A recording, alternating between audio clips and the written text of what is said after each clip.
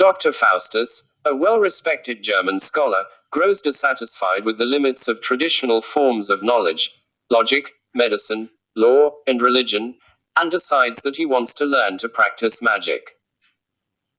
His friends Valdez and Cornelius instruct him in the black arts, and he begins his new career as a magician by summoning up Mephistopheles, a devil.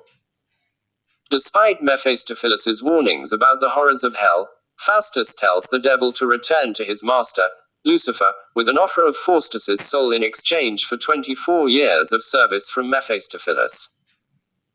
Meanwhile, Wagner, Faustus' servant, has picked up some magical ability and uses it to press a clown named Robin into his service.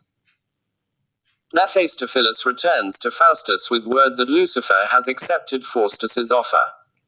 Faustus experiences some misgivings and wonders if he should repent and save his soul. In the end, though, he agrees to the deal, signing it with his blood.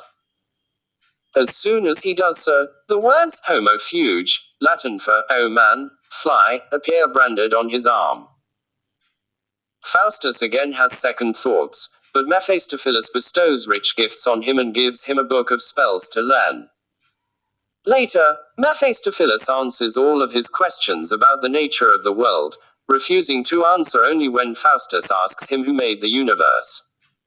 This refusal prompts yet another bout of misgivings in Faustus, but Mephistopheles and Lucifer bring in personifications of the 7 deadly sins to prance about in front of Faustus, and he is impressed enough to quiet his doubts.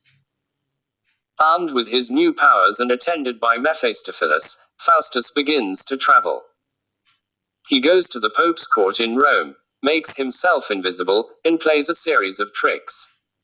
He disrupts the Pope's banquet by stealing food and boxing the Pope's ears. Following this incident, he travels through the courts of Europe, with his fame spreading as he goes. Eventually, he is invited to the court of the German Emperor, Charles V, the enemy of the Pope, who asks Faustus to allow him to see Alexander the Great, the famed 4th century B.C. Macedonian king and conqueror. Faustus conjures up an image of Alexander, and Charles is suitably impressed. A knight scoffs at Faustus' powers, and Faustus chastises him by making antlers sprout from his head. Furious, the knight vows revenge. Meanwhile, Robin, Wagner's clown, has picked up some magic on his own, and with his fellow stable hand, Rafe, he undergoes a number of comic misadventures. At one point, he manages to summon Mephistopheles, who threatens to turn Robin and Rafe into animals, or perhaps even does transform them. The text isn't clear, to punish them for their foolishness. Faustus then goes on with his travels, playing a trick on a horse courser along the way. Faustus sells him a horse that turns into a heap of straw when ridden into a river. Eventually, Faustus is invited to the court of the Duke of Vanholt, where he performs various feats.